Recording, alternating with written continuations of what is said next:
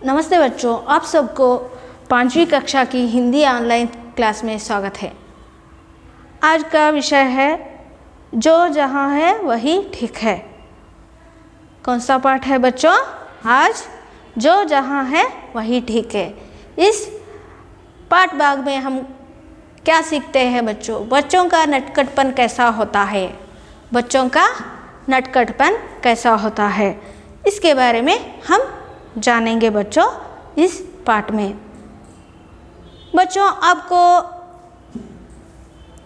आप सब cartoon network स्टोरियाँ देखते हैं ना बच्चों? उस स्टोरी में क्या होता है? समोसा बोलता है, जलेबी बोलता है, फ्रूट्स है तो फ्रूट्स बोलते हैं। आप क्या सोचते हैं बच्चों? तब आप सोचते हैं कि ये कद्दू क्या है, इतना बड़ा है, ये बेर क्या है, इतना छोटा है, बनाना का आकार कैसा है, एप्पल का आकार कैसा है, एप्पल का सेब का रंग कैसा होता है बच्चों? लाल रंग का होता है। आपके ख्याल में क्या होता है, क्या आता है बच्चों? आप बोलते हैं कि एप्पल दूसरे रंग में हो तो अच्छा होता था, केला बनाना है ना वो दूसरे कलर में रहे तो कैसा होता था। ऐसे ख्याल आते हैं ना बच्चों। ऐसे ही नटखटपन का बच्चे को हम इस पाठ भाग में देखेंगे। पाठ का नाम है बच्चों जो जहाँ है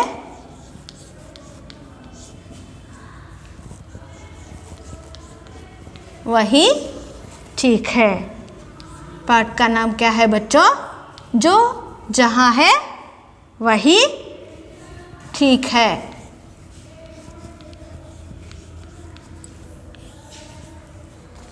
आप कहते हैं ना बच्चों, वो चीज़ ऐसा रहे तो अच्छा लगता है, ये चीज़ ऐसा रहे तो अच्छा लगता है। वैसे ही इस पाठ में रवि नाम का लड़का कैसा सोचता है, इसके बारे में हम जानेंगे।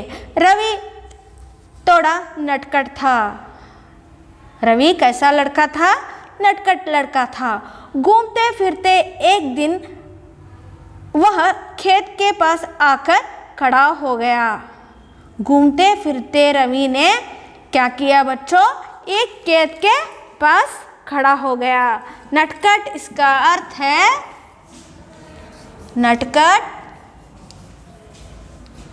इसका अर्थ है बच्चों नॉटी,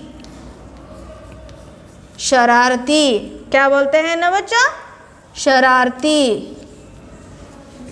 रवि शरारती लड़का था। उसने एक दिन क्या किया? घूमते फिरते एक खेत के पास आकर खड़ा हो गया। खेत समझते हैं ना बच्चों? जहाँ फसल उगता है उसे हम क्या कहते हैं? खेत कहते हैं। रवि घूमते फिरते एक खेत के पास आकर खड़ा हो गया। खेत में तरह तरह के फलों के पेड़ और सब्जियों के पौधे थे। खेत में क्या थे बच्चों? तरह तरह के फलों के पेड़ और सब्जियों के पौधे थे। फल यानी फ्रूट। फल इसका अर्थ है बच्चों फ्रूट, है ना बच्चों? सब्जियां, वेजिटेबल्स।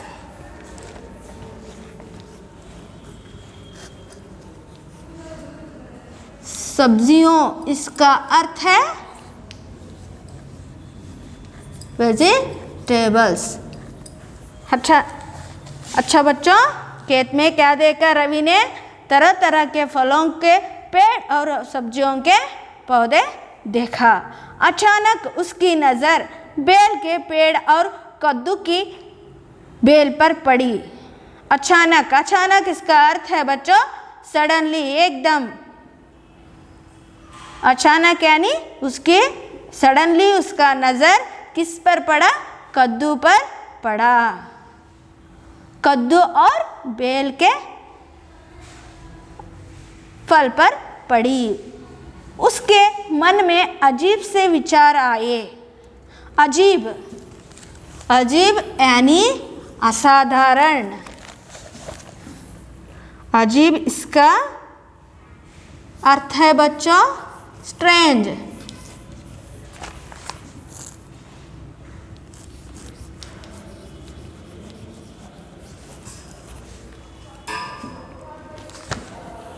रवि को खेत में तरह तरह के फलों के पेड़ और सब्जियों को देखने पर उसके मन में अजीब से विचार आए। सब्जियों और फलों को देखकर रवि को क्या लगा बच्चों? उसके मन में असाधारण विचार आने लगे। क्या देखकर बच्चों? कद्दू और बेल के फल देखकर उसे असाधारण विचार आए। कद्दू की बेल पर एक कद्दू था। कद्दू के बेल पर एक कद्दू था। यहाँ पे देख रहे हैं ना बच्चों, ये कौन सा चित्र है? कद्दू का चित्र है। इसे बेल कहते हैं। इसे क्या कहते हैं? पेड़ पौधे बेल। ये बेल क्या है बच्चों? ये कद्दू है। उसने रवि ने क्या देखा बच्चों? एक बेल पर एक कद्दू को देखा जो कम से कम 25 किलो का होगा। उसका वजन कितना है बच्चों? 25 किलो है। और बेल के पेड़ पर कई छोटे छोटे बेल फल लगे थे।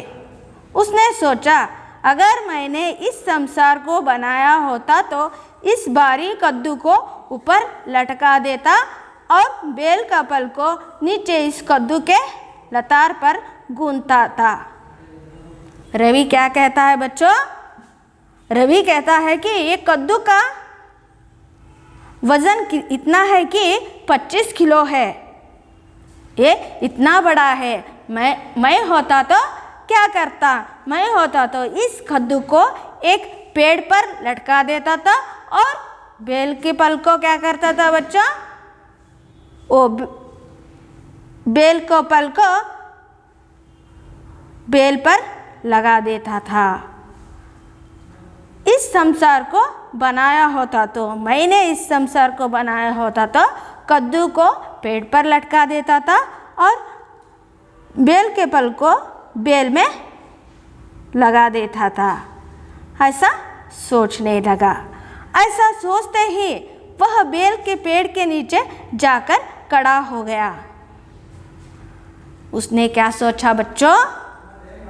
ये 25 किलो का कद्दू क्या है ना, उसे मैं पेड़ पर लटका देता था। उसने ये संसार बनाया होता तो रवि क्या करता था बच्चों? वो बेल का फल कद्दू को पेड़ पर लगा देता था और बेल को बेल में लगा देता था। इतने में ही उसने ये सब सोचकर क्या किया बच्चों? एक बेल के पेड़ के नीचे जाकर खड़ा हो गया। इतने में बेल का एक फल टप से उसके सिर पर गिरा। बेल का फल कहाँ गिरा बच्चों? रवि के सिर पर गिरा। रवि को क्या हुआ बच्चों? रवि दर्द से वह तिलमिला उठा। दुखी होकर बड़बड़ाया। उसे दर्द से क्या हो गया बच्चों? दर्द से वो तिलमिला उठा और उसने दर्द से बड़बड़ाया, मैं भी कितना गलत सोचता हूँ। जो जहाँ है वही ठीक है। अच्छा बच्चों, अब रवि को क्या समझ में आया? जो जहाँ है वही ठीक है। अगर बेल फल की जगह कद्दू सिर पर गिरता तो बेल के फल के जगह कद्दू सिर पर गिरता तो मेरी क्या हालत होती थी। अच्छा बच्चों, रवि को अब समझ में आ गया। कद्दू कहाँ पर होना चाहिए? बेल पर होना चाहिए। बेल कहाँ पर होना चाहिए? पेड़ पर ही होना चाहिए। अगर 25 किलो का कद्दू रवि के सिर पर गिरता तो क्या होता था बच्चों उसका हालत? रवि का सिर टुकड़े टुकड़े हो जाते थे। इसलिए बच्चों, भगवान ने संसार में क्या क्या किया है, हमारे अच्छे के लिए ही किया है। इसलिए बच्चों आप क्या समझते हैं ना, विचार करना बुरी बात नहीं है, फिर भी विचार करने में सही रहना चाहिए। इसलिए बच्चों रवि को अब क्या मालूम होता है बच्चों, और 25 किलो का कद्दू बेल में ही रहना चाहिए। अब बेल के छोटे छोटे पल कहाँ रहने चाहिए, पेड़ पर ही रहने चाहिए। वो पेड़ के नीचे जाकर खड़े होने पर बेल का पल रवि के सिर पर गिरा। सिर पर गिरने से उसको दर्द हो गया। दर्द होने से वो क्या हुआ बच्चों, रवि तिलमिला उठा, दुखी होकर बड़बड़ाने लगा। क्या बड़बड़ाने लगा, जो जहाँ है वही ठीक है। अगर बेल के पल के बदले कद्दू मेरे सिर पर गिरता तो मेरी हालत क्या होती थी। ये सोचकर उसने क्या बोला बच्चों, जो जहाँ है वही ठीक है। रवि अपने सिर हाथ से मलते मलते घर चला गया। क्या बेल का पल सिर पर गिरा था ना बच्चों, रवि के सिर पर, वहाँ दर्द हो रहा था, इसलिए वहाँ सिर पर हाथ से मलते मलते वहाँ घर चला गया।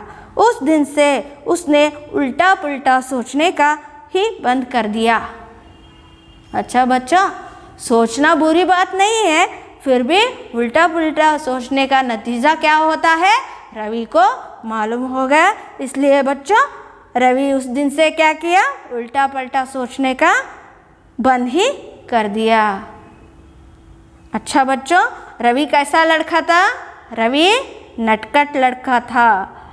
घूमते घूमते उसने कहाँ पहुँचा, घूमते घूमते वो एक खेत के पास पहुँचा।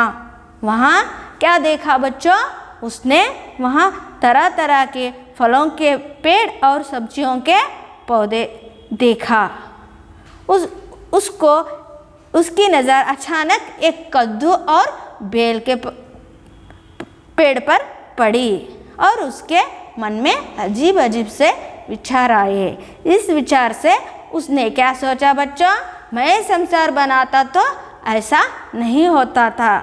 ये सोचने के बाद ही उसे क्या मालूम हुआ, जो जहाँ है वही ठीक है। बेल का पल कहाँ गिरा बच्चों, बेल का पल रवि के सिर पर गिरा। इसलिए बच्चों भगवान ने क्या बनाया है, अपने अच्छे के लिए ही बना है। इसलिए रवि ने फिर क्या किया, जो जहाँ है वही ठीक है। अच्छा बच्चों, नमस्ते।